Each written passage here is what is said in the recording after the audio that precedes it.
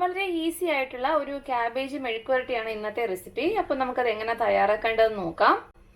അപ്പോൾ അതിനായിട്ട് ഞാനിത് കടായി ചൂടാവാനായിട്ട് വെച്ചിട്ടുണ്ട്. ചൂടായ കടായിലേക്ക് ആദ്യം നമുക്കൊരു 1 ടേബിൾ സ്പൂൺ വെളിച്ചെണ്ണ ഒന്ന് ചേർത്ത് കൊടുക്കാം.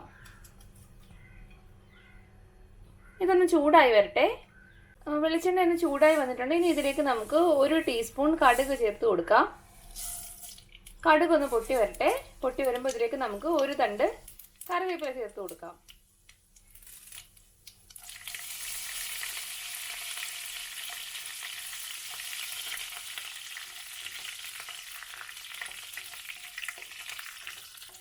ഇനി ഇന്നത്തെ റെസിപ്പിയുടെ പ്രധാന ചേരുവയായിട്ടുള്ള ക്യാബേജ് അരിഞ്ഞത് നമുക്ക് ഇതിലേക്ക് ചേർത്ത് കൊടുക്കാം. അപ്പോൾ ക്യാബേജ് ഞാനിവിടെ ഒരു മീഡിയം സൈസ് ക്യാബേജിൻ്റെ 4 പീസ് ഇതുപോലെ നീളത്തിലൊന്ന് അരിഞ്ഞെടുത്തതാണ് ചേർത്തിരിക്കുന്നത്.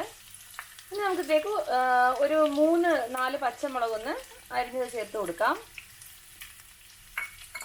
നമ്മുടെ എരിവിനനുസരിച്ച് അത് വ്യത്യാസം വരുത്താവുന്നതാണ്. അതുപോലെ ഒരു ചെറിയ സവോള ഒന്ന് നീളത്തിൽ അരിഞ്ഞത് കൂടി നമുക്ക് ചേർത്ത് കൊടുക്കാം. അതിനുശേഷം ഉപ്പും ചേർത്ത് നമുക്കൊന്ന് ഇളക്കിയെടുക്കാം.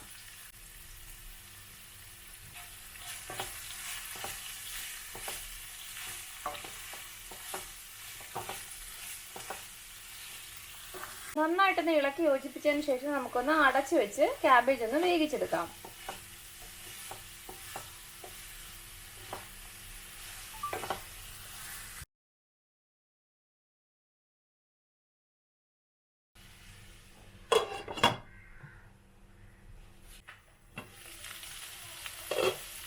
ഒരു പകുതി ഒന്ന് വെന്ത് വന്നിട്ടുണ്ട്. നമുക്കൊന്ന് ഇളക്കി ചേർത്ത് കൊടുക്കാം ഒന്നുകൂടി.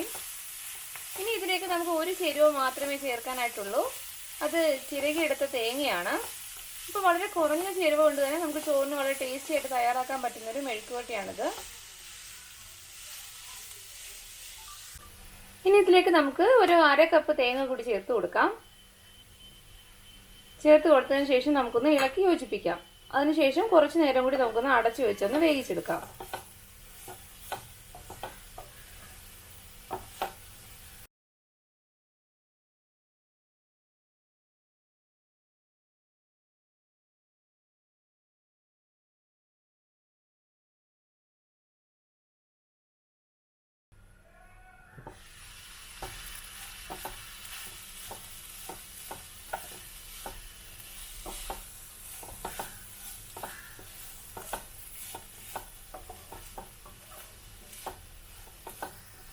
വളരെ ഈസി ആയിട്ട് ചോറിനൊപ്പം തയ്യാറാക്കാൻ പറ്റുന്ന, വളരെ കുറഞ്ഞ ചേരുവകൾ കൊണ്ട് തയ്യാറാക്കാൻ പറ്റുന്ന ടേസ്റ്റി ആയിട്ടുള്ള ക്യാബേജ് മെഴുക്കുവരട്ടി തയ്യാറായിട്ടുണ്ട്. അപ്പോൾ എല്ലാവരും ഇതൊന്ന് വീട്ടിൽ ട്രൈ ചെയ്ത് നോക്കുക. അപ്പോൾ എൻ്റെ റെസിപ്പി എല്ലാവർക്കും ഇഷ്ടമായെങ്കിൽ മറക്കാണ്ട് ചാനൽ സബ്സ്ക്രൈബ് ചെയ്യുക.